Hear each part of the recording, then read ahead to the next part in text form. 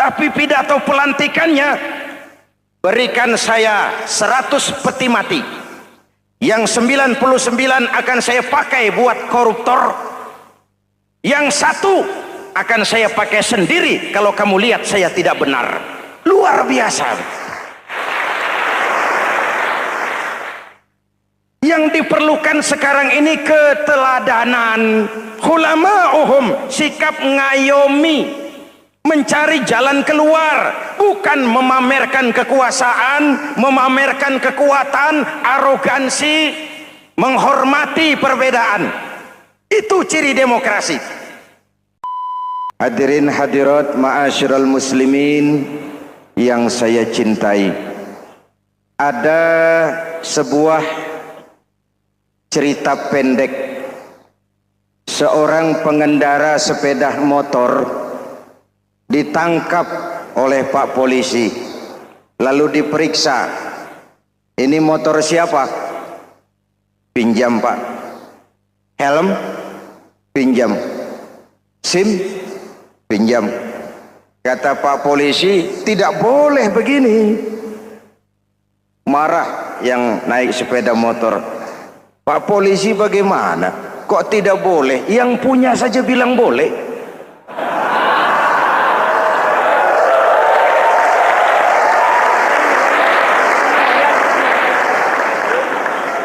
Cerita ini memberikan gambaran bagaimana masyarakat kita sekarang cenderung memboleh-bolehkan diri sendiri, melahirkan permissive society.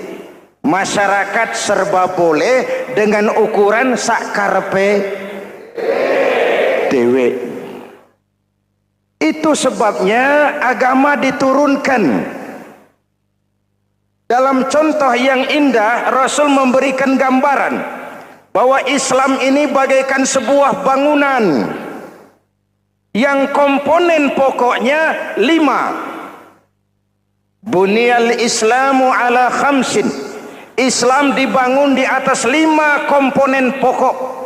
Jadi kalau Islam ini ibarat bangunan, unsur penunjang pokoknya itu 5. Mari kita analogkan Islam dengan bangunan. Kalau saudara akan membangun rumah, sebelum pasang tiang, pasang genteng, pasang jendela, apa yang lebih dulu dibangun? Fondasi.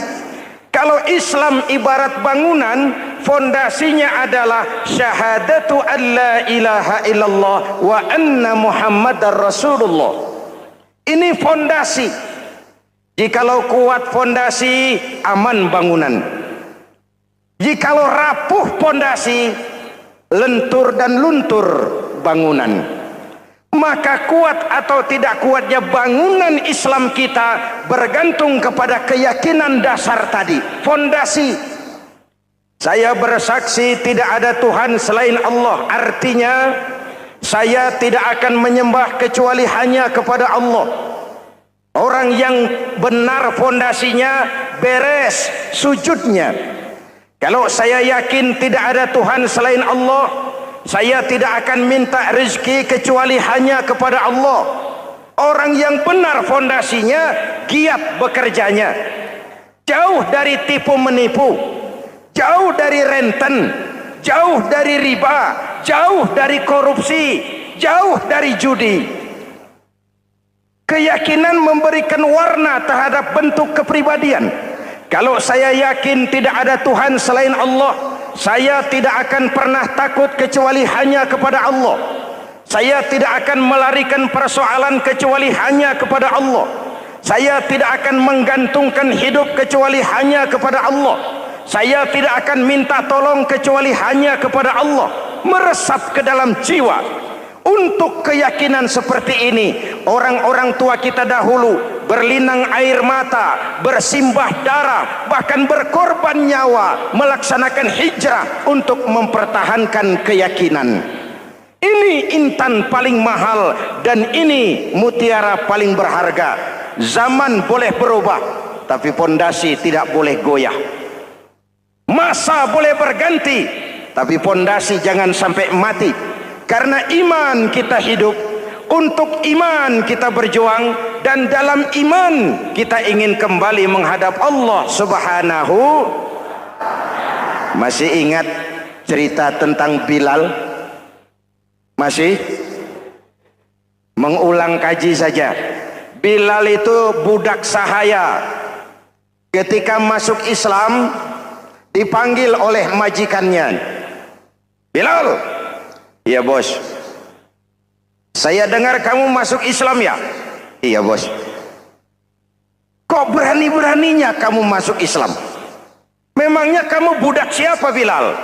Iya budak bos. Bos. Kamu kerja sama siapa? Sama bos. Bos. Yang gaji kamu siapa? Ya bos. Nah, kamu kan ngerti Bilal. Kamu budak saya, kamu kerja dengan saya, yang gaji kamu saya, yang beri makan saya. Kenapa? Kok beraninya masuk Islam padahal kamu belum saya kasih izin? Bos, bos boleh beli badan saya, tapi jangan mimpi bisa membeli jiwa saya. Tuhan boleh kuasai badan saya, tapi jangan mimpi bisa menguasai keyakinan saya. Saya memang benar Tuhan yang gaji, tapi kan saya digaji, saya kerja. Kerja itu kewajiban saya, gaji itu hak saya. Soal keyakinan, jangan ikut campur bos. Kurang ajar kamu Bilal. Biarin. Bilal, begini saja. Kalau kau mau meninggalkan keyakinanmu, meninggalkan Allah Tuhanmu, kau akan kami merdekakan. Tapi kalau kau tetap dalam keyakinanmu, kamu akan saya siksa sampai mati. Bagaimana? Jangan mimpi bos. Lebih baik mati berkalang tanah daripada hidup bercermin bangkai. Biar saya gugur membela keyakinan daripada hidup jadi penjilat menjual akidah. Itu prinsip.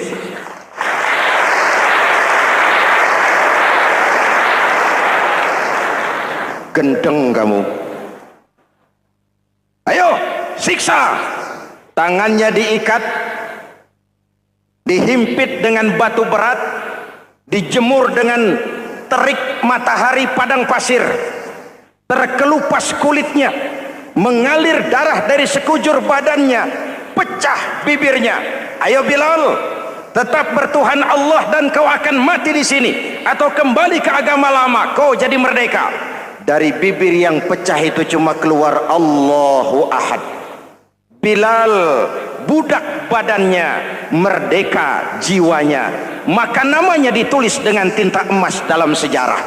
Kita zaman sekarang merdeka badan kita, tapi sering budak mental dan jiwa kita, maka sejarah tidak pernah mau mencatat kita.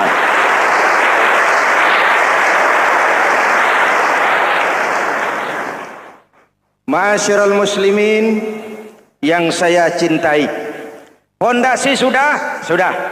Lalu apa lagi? Mulai memancangkan tiang.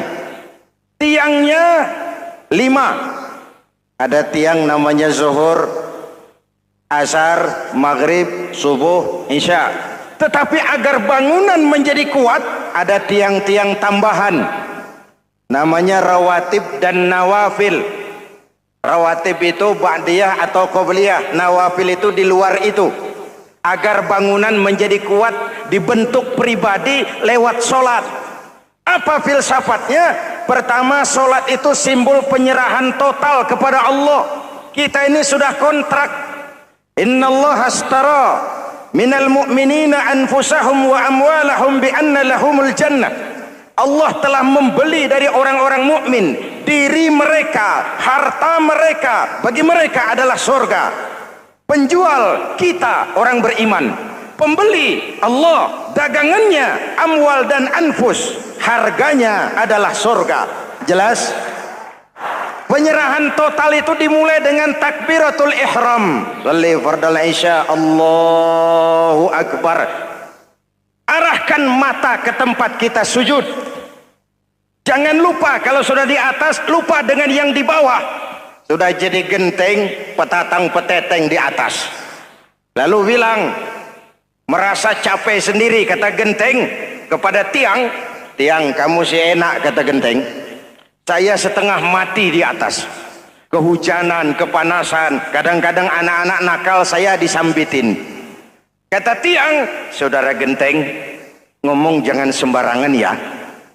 Kamu kira kamu bisa nongkrong dan nangkring di atas itu gara-gara siapa genteng? Kan saya yang sokong dari bawah.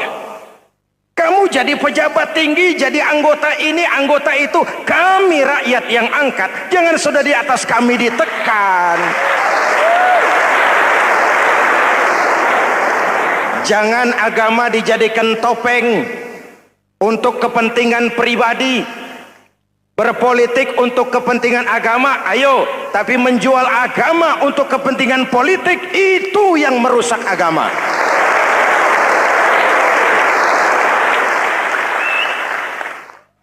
Ini kan kita lagi prihatin sedang meluncur kasus Bulog Gate 2. Innalillahi wa inna ilaihi raji'un. Kita lihat sajalah para petinggi kita sekarang bagaimana menyikapi hukum. Sebab saya dengar ada bargaining, orang takut teriak maling sapi karena DE maling wedus. Tidak berani teriak ada maling sapi karena dia maling kambing. Yang lain maling ayam, dikumpulin ternyata maling semua.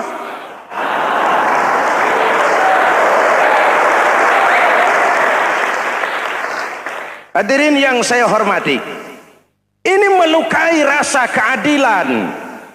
Oleh karena itu sholat mengajarkan kepada kita dalam posisi berdiri, lihat tempat sujudmu, jangan menteleng terus ke atas lalu lupa dari mana kita berangkat.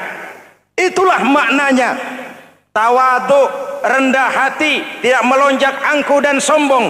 Ada sebuah hadis Rasulullah bersabda, idza aradallahu biqaumin khairan, apabila Allah menginginkan kebaikan kepada satu bangsa, apabila Allah menginginkan kebaikan kepada satu kelompok rakyat, walla alaihim khulama'uhum, maka yang naik jadi pemimpin adalah orang-orang yang santun, orang-orang yang lemah lembut, bukan orang yang menggunakan kekerasan dan tiran, sedikit-sedikit main pecat.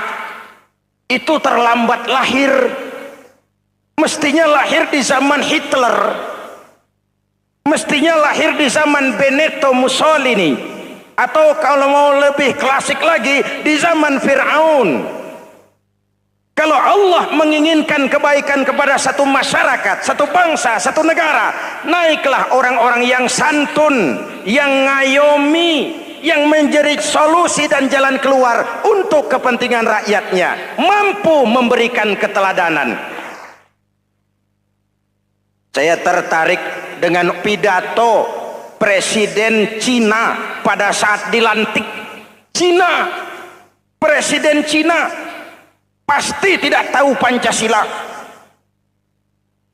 pasti tidak kenal Islam, tapi pidato pelantikannya, berikan saya 100 peti mati, yang 99 akan saya pakai buat koruptor, yang satu akan saya pakai sendiri kalau kamu lihat saya tidak benar. Luar biasa. Yang diperlukan sekarang ini keteladanan, khulama'uhum, sikap ngayomi, mencari jalan keluar, bukan memamerkan kekuasaan, memamerkan kekuatan, arogansi, menghormati perbedaan. Itu ciri demokrasi. Lalu wa qada bainahum ulama'uhum, yang memutuskan hukum adalah pakarnya, ulamanya, mengambil keputusan secara profesional sehingga rakyat beroleh apa yang namanya kepastian hukum, merasa hidup terlindungi, aman dan nyaman. Lalu yang ketiga,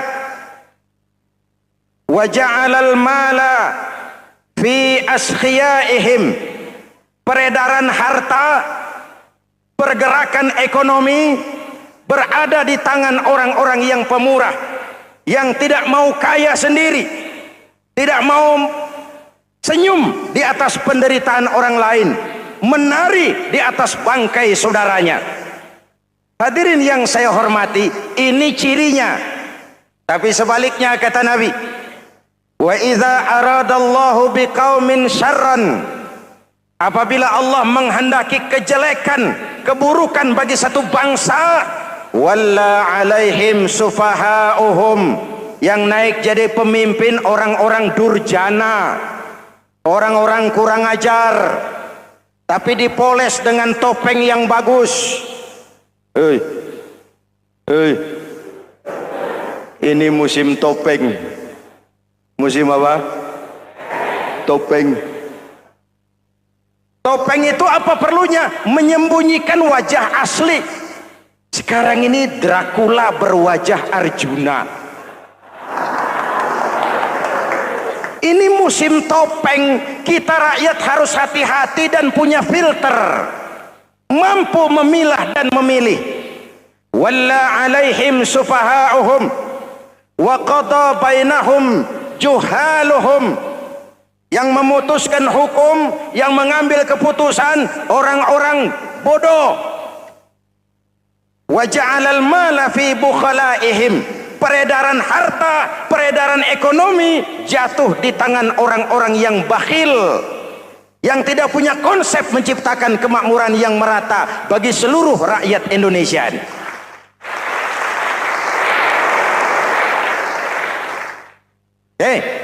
Kita kembali kepada tiang. Ini kan lagi cerita tiang tadi ya. Kalau sedang berdiri, lihat tempat sujud, jangan menteleng terus ke atas. Terserang penyakit tamak bin rakus alias serakah. Nah, selesai. Anggota badan yang paling terhormat ini kepala. Ketika sujud, sama rendahnya dengan telapak kaki. Allahu Akbar, yang besar cuma Allah. Apa bedanya saya dengan saudara? Tidak ada, kecuali saya ngomong saudara dengerin. Kita sama-sama beribadah, sama-sama mencari nilai tambah di hadapan Allah. Apa saya lebih penting dari saudara? Belum tentu.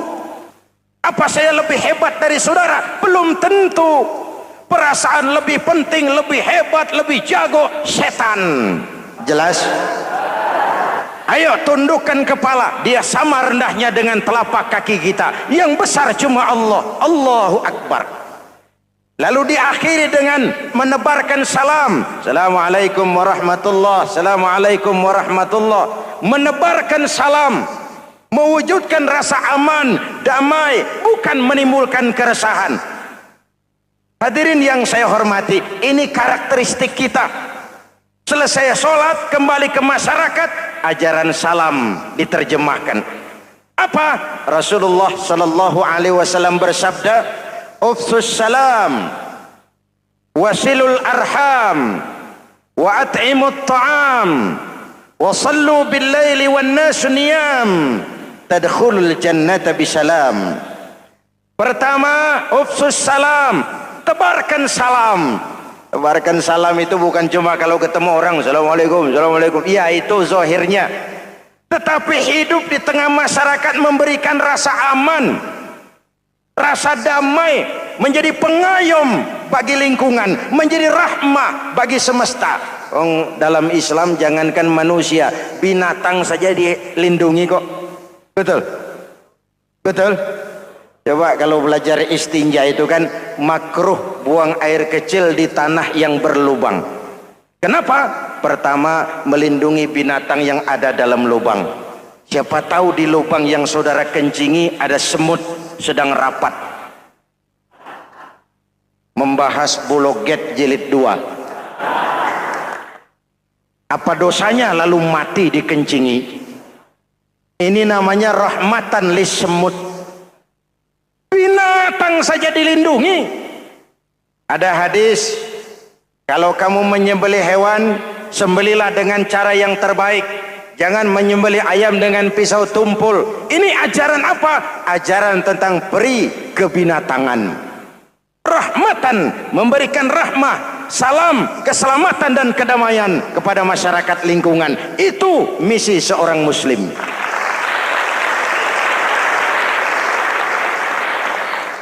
Hadirin hadirat ma'asyiral muslimin yang saya cintai, saya kembali kepada pesan Nabi tadi itu. Pertama, ufsus salam, sebarkan salam. Sekarang ini kan yang banyak sebarkan isu, sebarkan fitnah, hancurkan nama baik orang, hantam orang di mana-mana. Padahal yang diajarkan ufsus salam, sebarkan perdamaian, bukan permusuhan. Cari kebenaran, bukan kemenangan. Lalu yang kedua, wasilul arham, sambungkan silaturahmi, tegakkan semangat kekeluargaan dan persaudaraan. Karena kita sudah diikat dengan tali akidah. Mari kita saling bertanya setelah lewat hari-hari yang dimana kita seperti saling berhadapan, seperti tercabut dari akar budaya kita sebagai bangsa.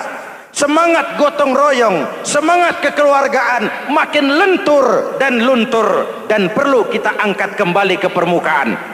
Silul arham, sambungkan semangat silaturahmi. Wa at'imut ta'am, berikan makan orang-orang yang kelaparan.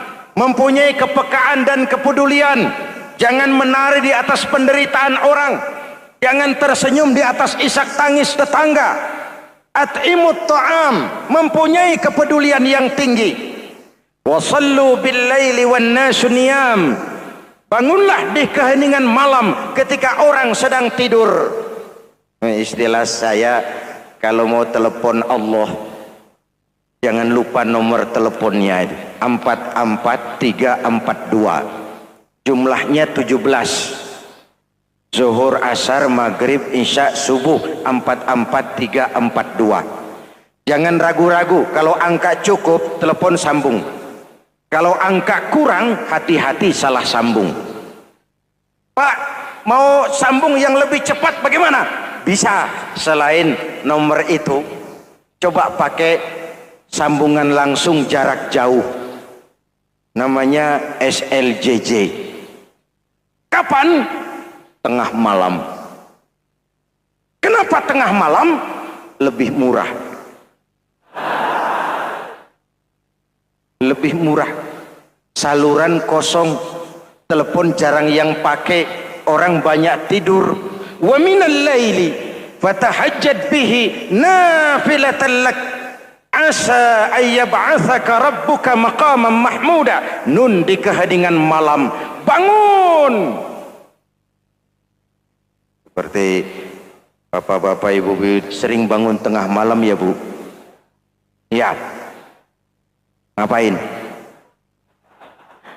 Kalau bangun tengah malamnya sih saya percaya, cuma urusannya apa?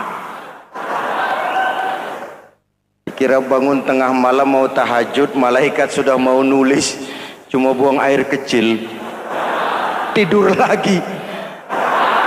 Hampir salah tulis saya.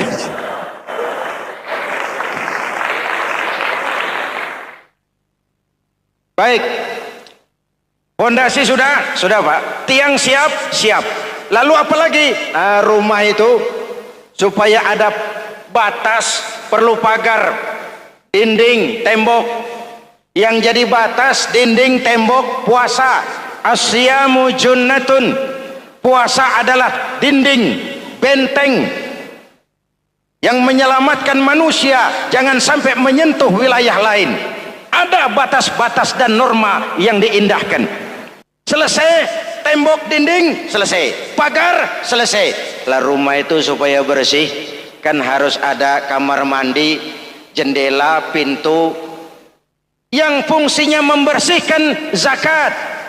Kalau dia zakatul mal, dia bersihkan harta kita. Kalau dia zakatul fitrah, dia bersihkan jiwa kita. Kalau dia zakatul tijarah, dia bersihkan bisnis kita. Kalau dia zakatul ma'adin, dia bersihkan barang tambang kita. Karena itu dalam kitab-kitab fikih dikatakan zakat itu adalah harta yang tu'khazu min aghniyaihim wa turaddu ila fuqaraihim. Kiai Haji Zainuddin Hamidi, atau dikenal sebagai Kiai Haji Zainuddin MZ. Beliau lahir pada tanggal 2 Maret 1952. Kiai Haji Zainuddin MZ adalah seorang pemuka agama Islam di Indonesia yang populer melalui ceramahnya di radio dan televisi. Julukannya adalah Dai Berjuta Umat karena dakwahnya yang dapat menyentuh seluruh lapisan masyarakat. Dan ia pernah menjabat sebagai Ketua Umum Partai Bintang Reformasi, kemudian digantikan oleh Bursah Zarnubi. Kiai Haji Zainuddin MZ merupakan anak tunggal buah cinta pasangan Turmuzi dan Zainabun dari keluarga Betawi asli. Ayahnya yang pensiunan pegawai PLN adalah seorang yang taat beragama, sementara ibunya seorang ibu rumah tangga. Sejak umur 2 tahun, Kiai Haji Zainuddin MZ sudah ditinggal sang ayah. Untuk memenuhi kebutuhan hidupnya, sejak kecil Kiai Haji Zainuddin MZ sering membantu sang ibu untuk berjualan nasi uduk. Selama 6 tahun Kiai Haji Zainuddin MZ mengenyam pendidikan di bawah asuhan Kiai Haji Idam Chalid, ulama karismatik asal Kalimantan, sekaligus politisi ulung yang pernah menjabat sebagai Ketua MPR dan Ketua DPR pada periode 1971 sampai 1977. Kiai Haji Zainuddin MZ ini semakin dikenal masyarakat ketika ceramahnya mulai memasuki dunia rekaman. Kasetnya beredar bukan saja di seluruh pelosok Nusantara, tetapi juga ke beberapa negara Asia. Kiai Haji Zainuddin MZ pernah diangkat menjadi anggota Majelis Permusyawaratan Rakyat Republik Indonesia periode 1997 sampai 1999. Beliau pernah mengisi di suatu acara TV, seperti acara Tabligh Akbar Ramadan, Indosiar mulai dari tahun 2000 sampai tahun 2001. Acara TV pengantar sahur dan berbuka puasa, Indosiar, dari tahun 1999 sampai 2002.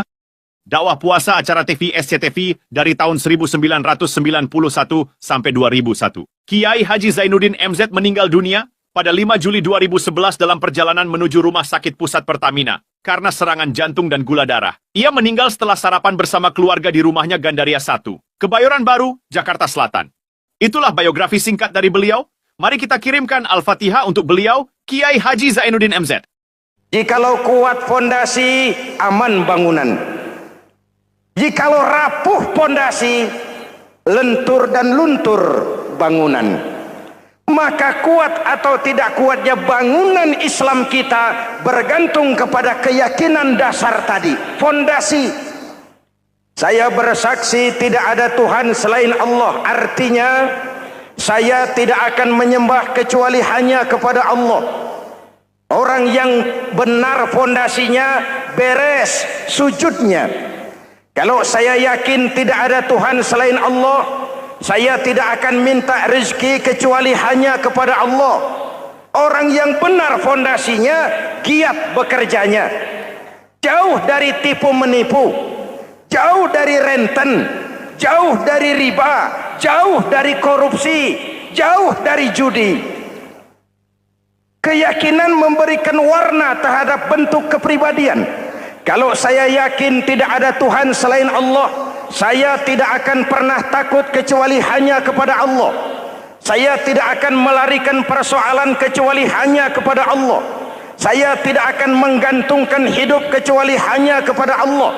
Saya tidak akan minta tolong kecuali hanya kepada Allah. Meresap ke dalam jiwa. Untuk keyakinan seperti ini, orang-orang tua kita dahulu berlinang air mata, bersimbah darah, bahkan berkorban nyawa, melaksanakan hijrah untuk mempertahankan keyakinan. Ini intan paling mahal dan ini mutiara paling berharga. Zaman boleh berubah, tapi pondasi tidak boleh goyah. Masa boleh berganti, tapi pondasi jangan sampai mati. Karena iman kita hidup, untuk iman kita berjuang, dan dalam iman kita ingin kembali menghadap Allah Subhanahu. Masih ingat cerita tentang Bilal? Masih? Mengulang kaji saja. Bilal itu budak sahaya. Ketika masuk Islam, dipanggil oleh majikannya. Bilal, iya bos. Saya dengar kamu masuk Islam ya? Iya bos. Kok berani-beraninya kamu masuk Islam? Memangnya kamu budak siapa Bilal? Iya budak bos. Bos. Kamu kerja sama siapa? Sama bos. Bos. Yang gaji kamu siapa? Ya bos. Nah, kamu kan ngerti Bilal. Kamu budak saya, kamu kerja dengan saya, yang gaji kamu saya, yang beri makan saya. Kenapa? Kok beraninya masuk Islam padahal kamu belum saya kasih izin? Bos, bos boleh beli badan saya, tapi jangan mimpi bisa membeli jiwa saya. Tuhan boleh kuasai badan saya, tapi jangan mimpi bisa menguasai keyakinan saya. Saya memang benar Tuhan yang gaji, tapi kan saya digaji, saya kerja. Kerja itu kewajiban saya, gaji itu hak saya. Soal keyakinan, jangan ikut campur bos.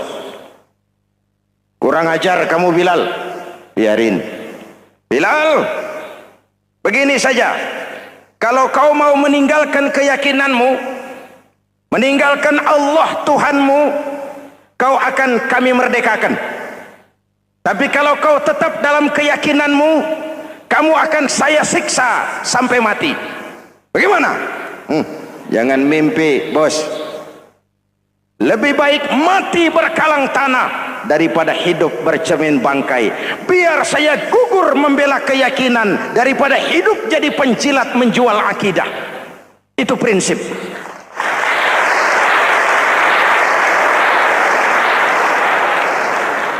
Gendeng kamu. Ayo siksa. Tangannya diikat, dihimpit dengan batu berat, dijemur dengan terik matahari padang pasir, terkelupas kulitnya, mengalir darah dari sekujur badannya, pecah bibirnya. Ayo Bilal, tetap bertuhan Allah dan kau akan mati di sini, atau kembali ke agama lama, kau jadi merdeka. Dari bibir yang pecah itu cuma keluar Allahu Ahad. Bilal budak badannya, merdeka jiwanya, maka namanya ditulis dengan tinta emas dalam sejarah. Kita zaman sekarang merdeka badan kita, tapi sering budak mental dan jiwa kita, maka sejarah tidak pernah mau mencatat kita.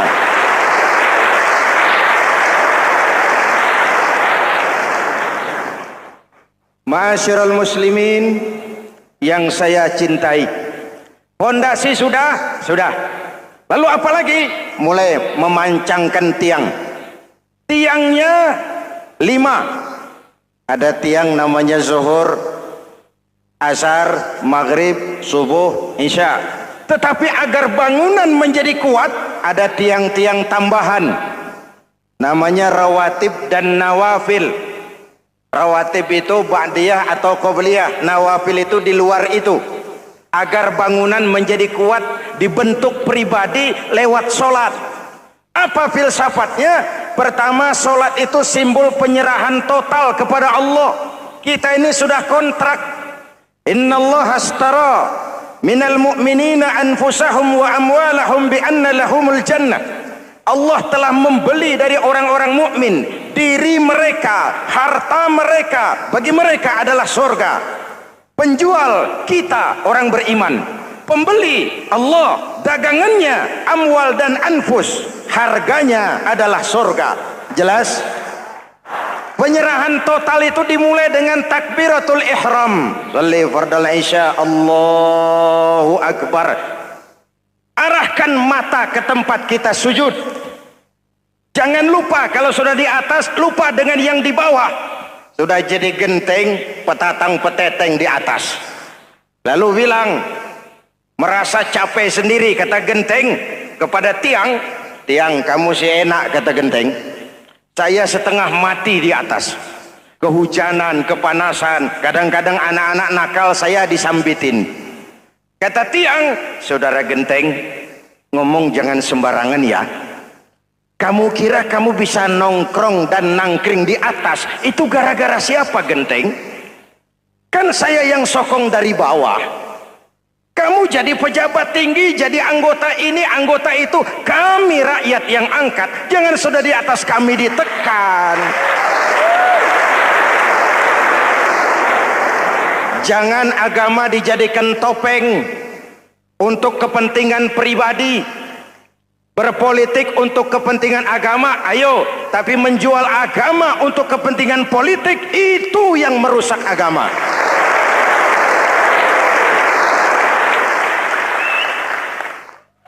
Ini kan kita lagi prihatin sedang meluncur kasus Bulog Gate 2.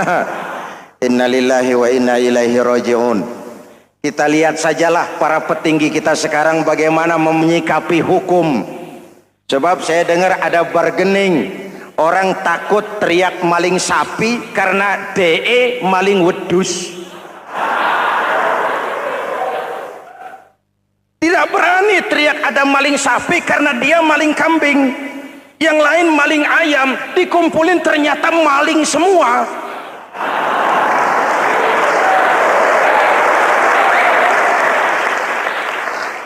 Hadirin yang saya hormati, ini melukai rasa keadilan.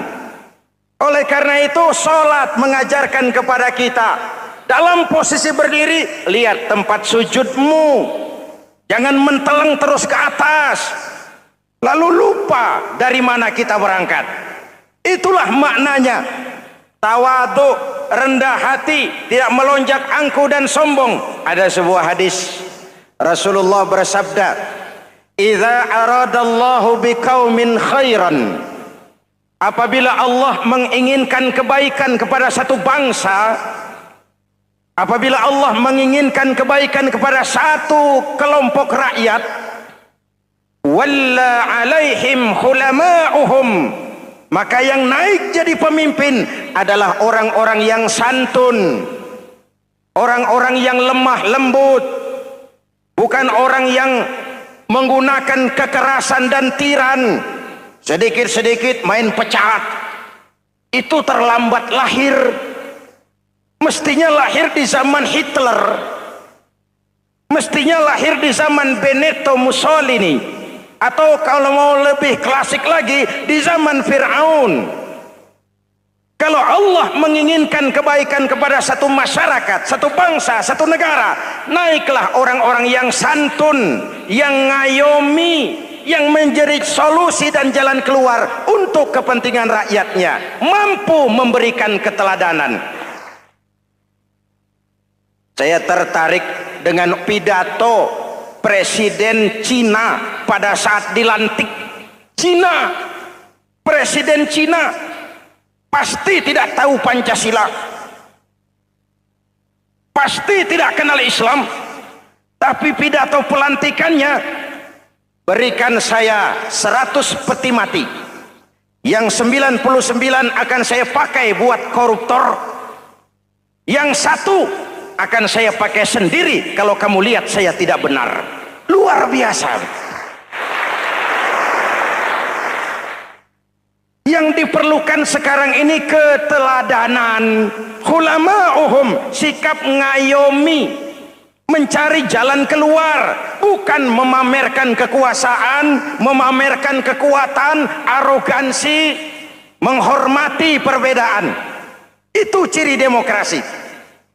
Lalu waqadha bainahum ulama'uhum, yang memutuskan hukum adalah pakarnya, ulamanya, mengambil keputusan secara profesional sehingga rakyat beroleh apa yang namanya kepastian hukum, merasa hidup terlindungi, aman dan nyaman.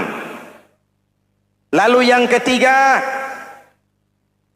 wa ja'alal mala fi askhiyaihim, peredaran harta, pergerakan ekonomi berada di tangan orang-orang yang pemurah, yang tidak mau kaya sendiri, tidak mau senyum di atas penderitaan orang lain, menari di atas bangkai saudaranya. Hadirin yang saya hormati, ini cirinya. Tapi sebaliknya kata Nabi, wa idza aradallahu biqaumin syarran, apabila Allah menghendaki kejelekan, keburukan bagi satu bangsa, walla alaihim sufaha'uhum, yang naik jadi pemimpin orang-orang durjana, orang-orang kurang ajar, tapi dipoles dengan topeng yang bagus. Hei, hei, ini musim topeng. Musim apa? Topeng. Topeng itu apa perlunya? Menyembunyikan wajah asli. Sekarang ini Dracula berwajah Arjuna.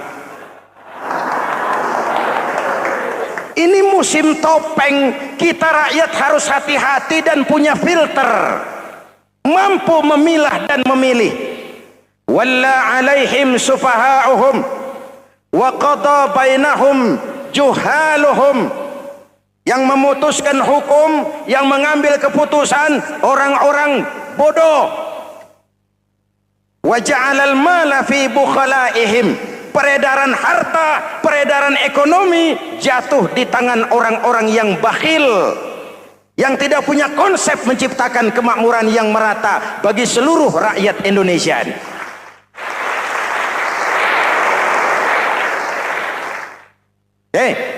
Kita kembali kepada tiang. Ini kan lagi cerita tiang tadi ya. Kalau sedang berdiri, lihat tempat sujud, jangan menteleng terus ke atas. Terserang penyakit tamak bin rakus alias serakah. Nah, selesai. Anggota badan yang paling terhormat ini kepala. Ketika sujud, sama rendahnya dengan telapak kaki. Allahu Akbar, yang besar cuma Allah. Apa bedanya saya dengan saudara? Tidak ada, kecuali saya ngomong saudara dengerin. Kita sama-sama beribadah, sama-sama mencari nilai tambah di hadapan Allah. Apa saya lebih penting dari saudara? Belum tentu. Apa saya lebih hebat dari saudara? Belum tentu. Perasaan lebih penting, lebih hebat, lebih jago setan. Jelas? Ayo tundukkan kepala. Dia sama rendahnya dengan telapak kaki kita. Yang besar cuma Allah. Allahu Akbar. Lalu diakhiri dengan menebarkan salam. Assalamualaikum warahmatullah. Assalamualaikum warahmatullah. Menebarkan salam, mewujudkan rasa aman, damai, bukan menimbulkan keresahan. Hadirin yang saya hormati, ini karakteristik kita. Selesai sholat, kembali ke masyarakat, ajaran salam diterjemahkan. Apa? Rasulullah Sallallahu Alaihi Wasallam bersabda, "Ufsus salam, wasilul arham, wa at'imut ta'am, wa sallu bil laili wan nas niyam, tadkhulul jannata bisalam." Pertama, ufsus salam, tebarkan salam. Tebarkan salam itu bukan cuma kalau ketemu orang assalamualaikum, assalamualaikum. Ya, itu zahirnya. Tetapi hidup di tengah masyarakat memberikan rasa aman, rasa damai, menjadi pengayom bagi lingkungan, menjadi rahmah bagi semesta. Dalam Islam jangankan manusia, binatang saja dilindungi kok. Betul? Betul? Coba kalau belajar istinja itu kan makruh buang air kecil di tanah yang berlubang. Kenapa? Pertama, melindungi binatang yang ada dalam lubang. Siapa tahu di lubang yang saudara kencingi ada semut sedang rapat. Membahas Bologet jilid 2. Apa dosanya lalu mati dikencingi? Ini namanya rahmatan lis semut. Binatang saja dilindungi. Ada hadis, kalau kamu menyembelih hewan, sembelilah dengan cara yang terbaik. Jangan menyembelih ayam dengan pisau tumpul. Ini ajaran apa? Ajaran tentang peri kebinatangan. Rahmatan, memberikan rahmah, salam, keselamatan dan kedamaian kepada masyarakat lingkungan. Itu misi seorang muslim.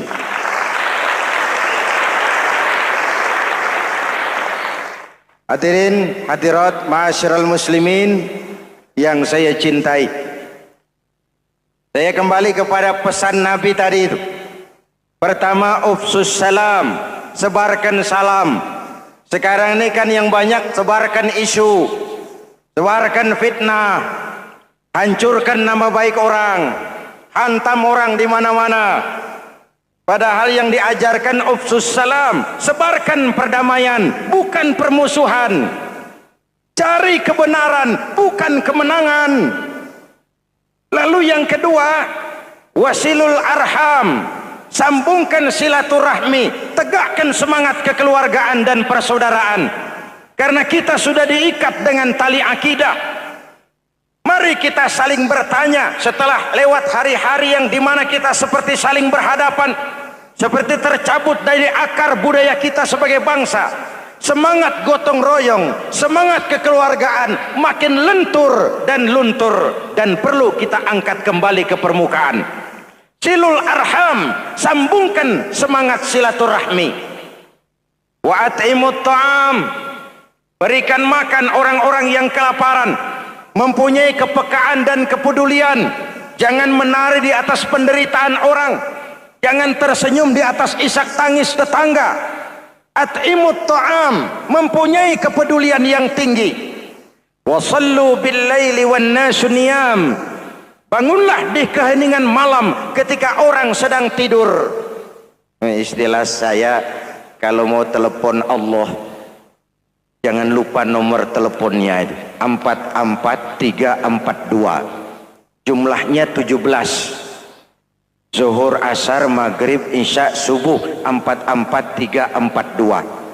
Jangan ragu-ragu. Kalau angka cukup, telepon sambung. Kalau angka kurang, hati-hati salah sambung. Pak, mau sambung yang lebih cepat bagaimana? Bisa. Selain nomor itu, coba pakai sambungan langsung jarak jauh, namanya SLJJ.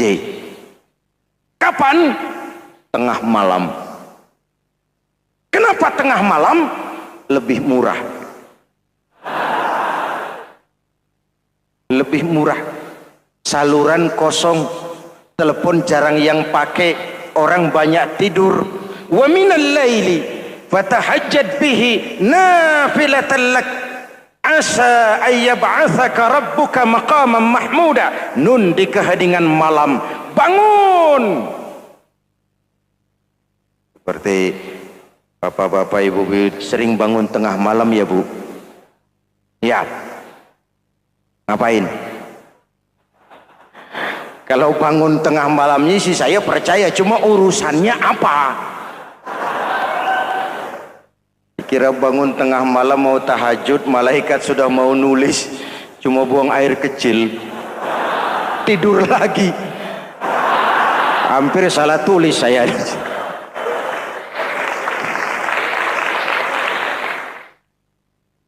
Baik, fondasi sudah Pak, tiang siap, lalu apa lagi? Nah, rumah itu supaya ada batas, perlu pagar, dinding, tembok. Yang jadi batas, dinding, tembok, puasa.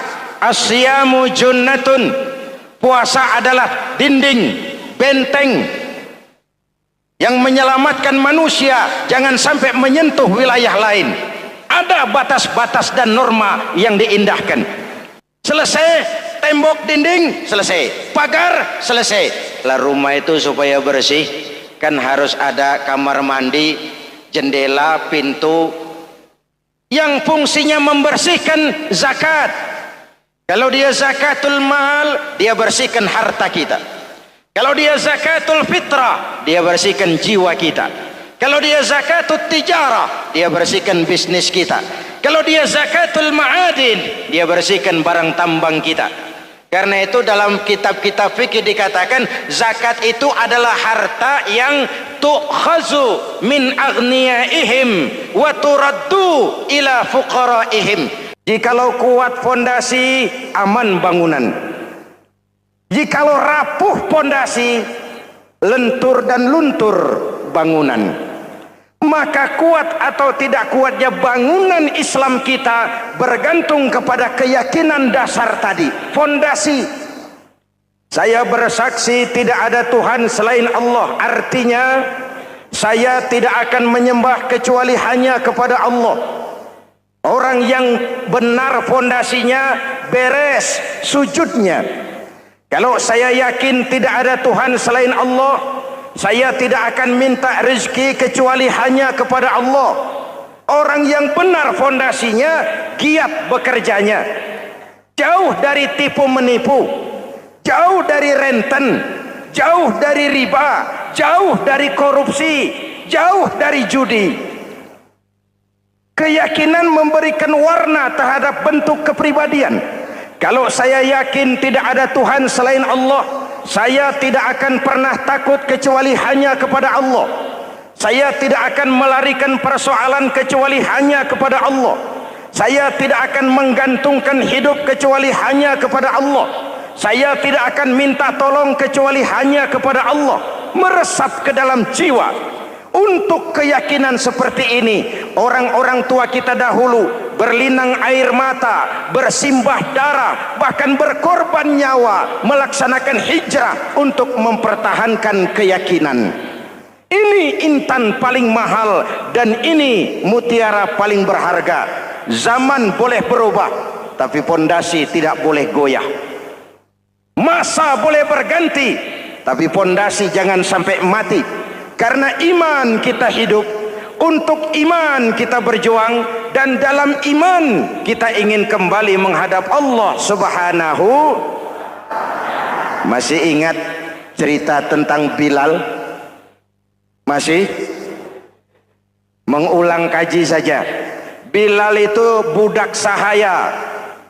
Ketika masuk Islam, dipanggil oleh majikannya. Bilal, iya bos. Saya dengar kamu masuk Islam ya? Iya bos. Kok berani-beraninya kamu masuk Islam? Memangnya kamu budak siapa Bilal?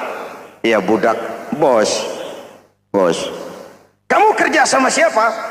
Sama bos. Bos. Yang gaji kamu siapa? Ya bos. Nah, kamu kan ngerti Bilal, kamu budak saya, kamu kerja dengan saya, yang gaji kamu saya, yang beri makan saya. Kenapa? Kok beraninya masuk Islam padahal kamu belum saya kasih izin? Bos, bos boleh beli badan saya, tapi jangan mimpi bisa membeli jiwa saya. Tuhan boleh kuasai badan saya, tapi jangan mimpi bisa menguasai keyakinan saya. Saya memang benar Tuhan yang gaji, tapi kan saya digaji, saya kerja. Kerja itu kewajiban saya, gaji itu hak saya. Soal keyakinan, jangan ikut campur bos. Kurang ajar kamu Bilal. Biarin. Bilal, begini saja. Kalau kau mau meninggalkan keyakinanmu, meninggalkan Allah Tuhanmu, kau akan kami merdekakan. Tapi kalau kau tetap dalam keyakinanmu, kamu akan saya siksa sampai mati. Bagaimana? Jangan mimpi bos. Lebih baik mati berkalang tanah daripada hidup bercermin bangkai. Biar saya gugur membela keyakinan daripada hidup jadi penjilat menjual akidah. Itu prinsip.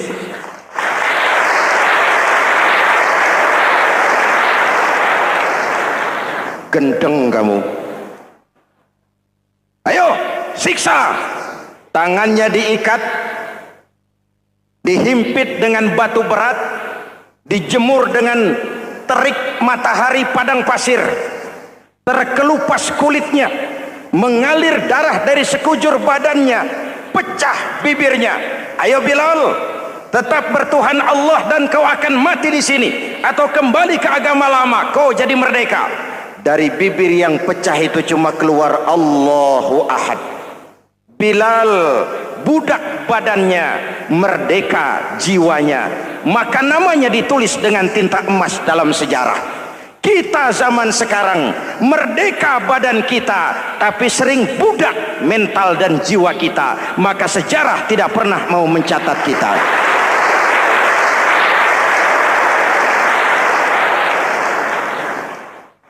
Masyarul muslimin yang saya cintai, fondasi sudah. Lalu apa lagi? Mulai memancangkan tiang.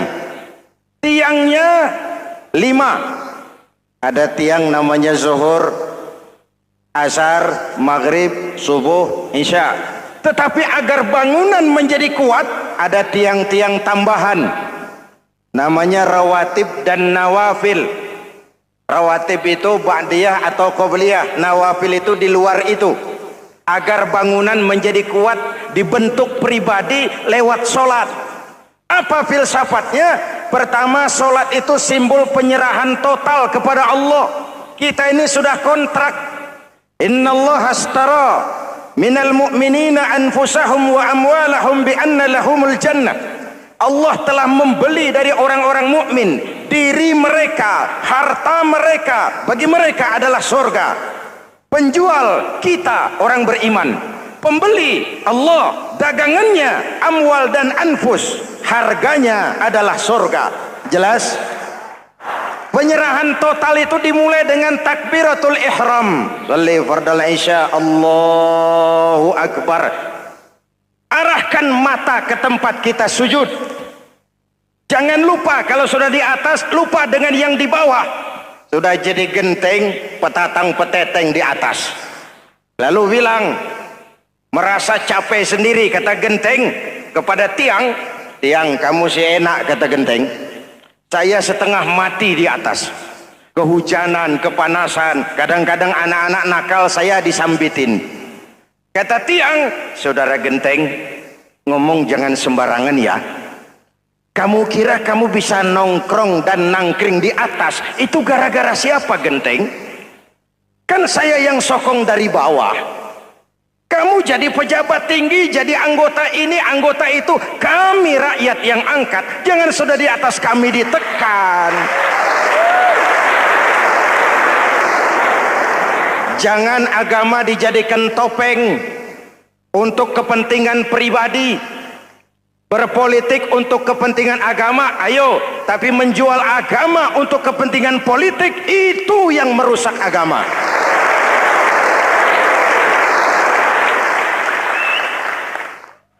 Ini kan kita lagi prihatin, sedang meluncur kasus Bulog Gate 2. Innalillahi wa inna ilaihi raji'un.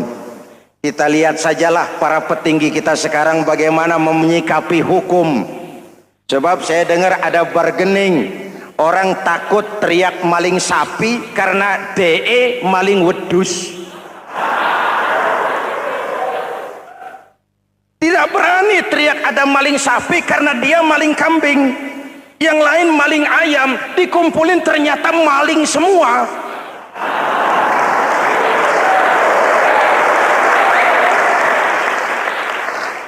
Hadirin yang saya hormati, ini melukai rasa keadilan. Oleh karena itu, sholat mengajarkan kepada kita, dalam posisi berdiri, lihat tempat sujudmu. Jangan menteleng terus ke atas, lalu lupa dari mana kita berangkat. Itulah maknanya.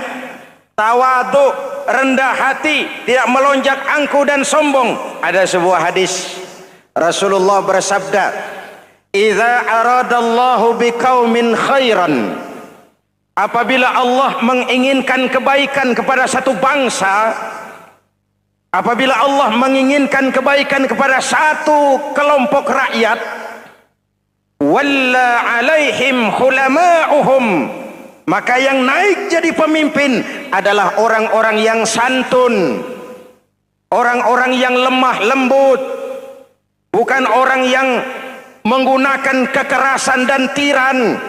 Sedikit-sedikit main pecat, itu terlambat lahir. Mestinya lahir di zaman Hitler, mestinya lahir di zaman Benito Mussolini, atau kalau mau lebih klasik lagi, di zaman Fir'aun.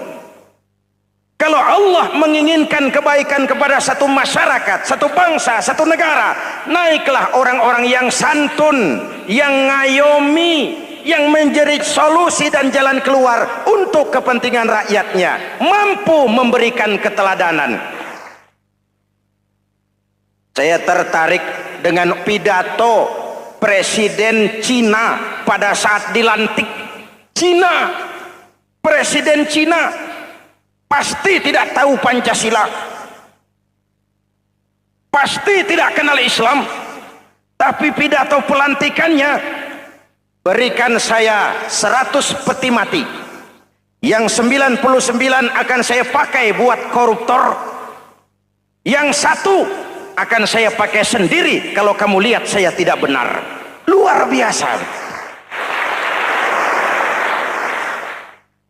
Yang diperlukan sekarang ini keteladanan, hulama'uhum, sikap ngayomi, mencari jalan keluar, bukan memamerkan kekuasaan, memamerkan kekuatan, arogansi, menghormati perbedaan. Itu ciri demokrasi. Lalu wa qada bainahum ulama'uhum, yang memutuskan hukum adalah pakarnya, ulamanya, mengambil keputusan secara profesional sehingga rakyat beroleh apa yang namanya kepastian hukum, merasa hidup terlindungi, aman dan nyaman. Lalu yang ketiga,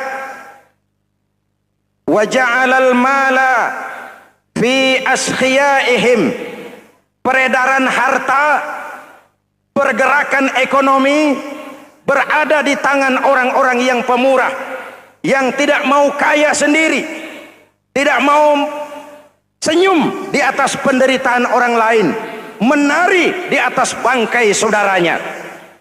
Hadirin yang saya hormati, ini cirinya.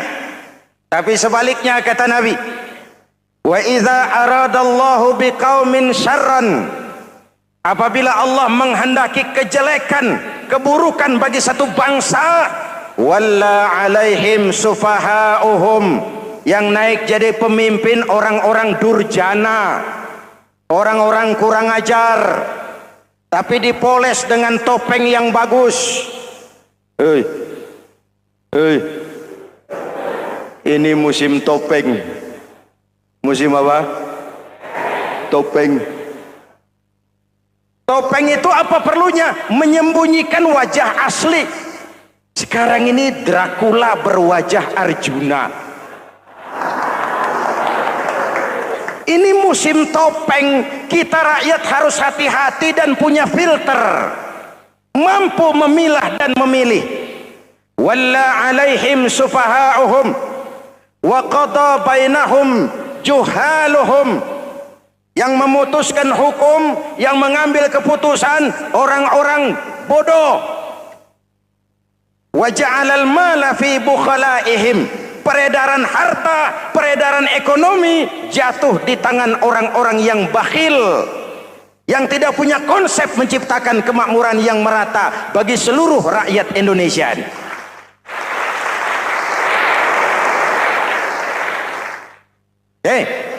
Kita kembali kepada tiang. Ini kan lagi cerita tiang tadi ya. Kalau sedang berdiri, lihat tempat sujud, jangan menteleng terus ke atas. Terserang penyakit tamak bin rakus alias serakah. Nah, selesai. Anggota badan yang paling terhormat ini kepala. Ketika sujud, sama rendahnya dengan telapak kaki. Allahu Akbar, yang besar cuma Allah. Apa bedanya saya dengan saudara? Tidak ada, kecuali saya ngomong saudara dengerin. Kita sama-sama beribadah, sama-sama mencari nilai tambah di hadapan Allah. Apa saya lebih penting dari saudara? Belum tentu. Apa saya lebih hebat dari saudara? Belum tentu. Perasaan lebih penting, lebih hebat, lebih jago, setan. Jelas? Ayo tundukkan kepala, dia sama rendahnya dengan telapak kaki kita. Yang besar cuma Allah. Allahu Akbar. Lalu diakhiri dengan menebarkan salam. Assalamualaikum warahmatullah. Assalamualaikum warahmatullah. Menebarkan salam, mewujudkan rasa aman, damai, bukan menimbulkan keresahan. Hadirin yang saya hormati, ini karakteristik kita. Selesai sholat, kembali ke masyarakat, ajaran salam diterjemahkan. Apa? Rasulullah sallallahu alaihi wasallam bersabda, "Ufsus salam, wasilul arham, wa at'imut ta'am, wa sallu bil laili wan nasu niyam, tadkhulul jannata bisalam. Pertama, ufsus salam, tebarkan salam. Tebarkan salam itu bukan cuma kalau ketemu orang, assalamualaikum, assalamualaikum. Iya, itu zahirnya. Tetapi hidup di tengah masyarakat memberikan rasa aman, rasa damai, menjadi pengayom bagi lingkungan, menjadi rahmah bagi semesta.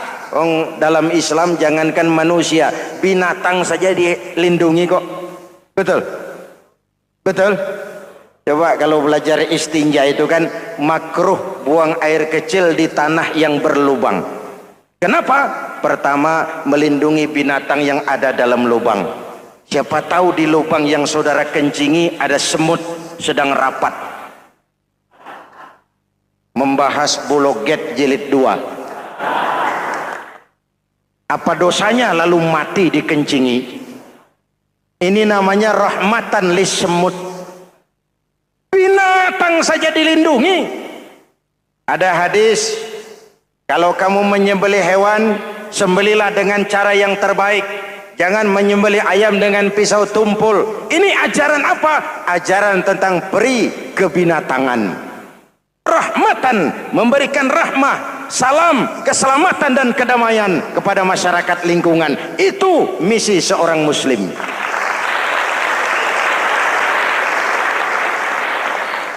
Hadirin hadirat ma'asyiral muslimin yang saya cintai, saya kembali kepada pesan Nabi tadi itu. Pertama, ufsus salam, sebarkan salam. Sekarang ini kan yang banyak sebarkan isu, sebarkan fitnah, hancurkan nama baik orang, hantam orang di mana-mana. Padahal yang diajarkan ufsus salam, sebarkan perdamaian, bukan permusuhan. Cari kebenaran, bukan kemenangan. Lalu yang kedua, wasilul arham, sambungkan silaturahmi, tegakkan semangat kekeluargaan dan persaudaraan. Karena kita sudah diikat dengan tali akidah. Mari kita saling bertanya setelah lewat hari-hari yang dimana kita seperti saling berhadapan, seperti tercabut dari akar budaya kita sebagai bangsa. Semangat gotong royong, semangat kekeluargaan makin lentur dan luntur, dan perlu kita angkat kembali ke permukaan. Silul arham, sambungkan semangat silaturahmi. Wa at'imut ta'am, berikan makan orang-orang yang kelaparan. Mempunyai kepekaan dan kepedulian. Jangan menari di atas penderitaan orang. Jangan tersenyum di atas isak tangis tetangga. At'imut ta'am, mempunyai kepedulian yang tinggi. Wa sallu bil laili wan nasu niyam, bangunlah di keheningan malam ketika orang sedang tidur. Istilah saya, kalau mau telepon Allah, jangan lupa nomor teleponnya itu 44342. Jumlahnya 17. Zuhur, asar, maghrib, isya, subuh 44342. Jangan ragu-ragu. Kalau angka cukup, telepon sambung. Kalau angka kurang, hati-hati salah sambung. Pak, mau sambung yang lebih cepat bagaimana? Bisa. Selain nomor itu, coba pakai sambungan langsung jarak jauh. Namanya SLJJ. Kapan? Tengah malam. Kenapa tengah malam? Lebih murah. Lebih murah. Saluran kosong, telepon jarang yang pakai, orang banyak tidur. Wa minal laili fatahajjad bihi nafilatan lak asa ayyab'atsaka rabbuka maqaman mahmuda. Nun, di keheningan malam bangun. Seperti bapak-bapak, ibu-ibu sering bangun tengah malam ya Bu? Ya. Ngapain? Kalau bangun tengah malamnya sih saya percaya, cuma urusannya apa? Kira bangun tengah malam mau tahajud, malaikat sudah mau nulis, cuma buang air kecil, tidur lagi. Hampir salah tulis saya.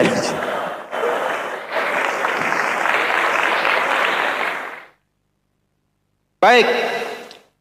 Fondasi sudah Pak. Tiang siap? Siap. Lalu apa lagi? Nah, rumah itu supaya ada batas, perlu pagar, dinding, tembok. Yang jadi batas, dinding, tembok, puasa. Asyamu junnatun. Puasa adalah dinding, benteng yang menyelamatkan manusia jangan sampai menyentuh wilayah lain. Ada batas-batas dan norma yang diindahkan. Selesai, tembok, dinding, selesai. Pagar, selesai. Lah rumah itu supaya bersih kan harus ada kamar mandi, jendela, pintu yang fungsinya membersihkan zakat. Kalau dia zakatul mal, dia bersihkan harta kita. Kalau dia zakatul fitrah, dia bersihkan jiwa kita. Kalau dia zakatul tijarah, dia bersihkan bisnis kita. Kalau dia zakatul ma'adin, dia bersihkan barang tambang kita. Karena itu dalam kitab-kitab fikih dikatakan zakat itu adalah harta yang tu'khazu min aghniyaihim wa turaddu ila fuqaraihim. Kiai Haji Zainuddin Hamidi, atau dikenal sebagai Kiai Haji Zainuddin MZ, beliau lahir pada tanggal 2 Maret 1952. Kiai Haji Zainuddin MZ adalah seorang pemuka agama Islam di Indonesia yang populer melalui ceramahnya di radio dan televisi. Julukannya adalah Dai Berjuta Umat karena dakwahnya yang dapat menyentuh seluruh lapisan masyarakat. Dan ia pernah menjabat sebagai Ketua Umum Partai Bintang Reformasi, kemudian digantikan oleh Bursah Zarnubi. Kiai Haji Zainuddin MZ merupakan anak tunggal buah cinta pasangan Turmudzi dan Zainabun dari keluarga Betawi asli. Ayahnya yang pensiunan pegawai PLN adalah seorang yang taat beragama, sementara ibunya seorang ibu rumah tangga. Sejak umur 2 tahun, Kiai Haji Zainuddin MZ sudah ditinggal sang ayah. Untuk memenuhi kebutuhan hidupnya, sejak kecil Kiai Haji Zainuddin MZ sering membantu sang ibu untuk berjualan nasi uduk. Selama 6 tahun Kiai Haji Zainuddin MZ mengenyam pendidikan di bawah asuhan Kiai Haji Idam Chalid, ulama karismatik asal Kalimantan, sekaligus politisi ulung yang pernah menjabat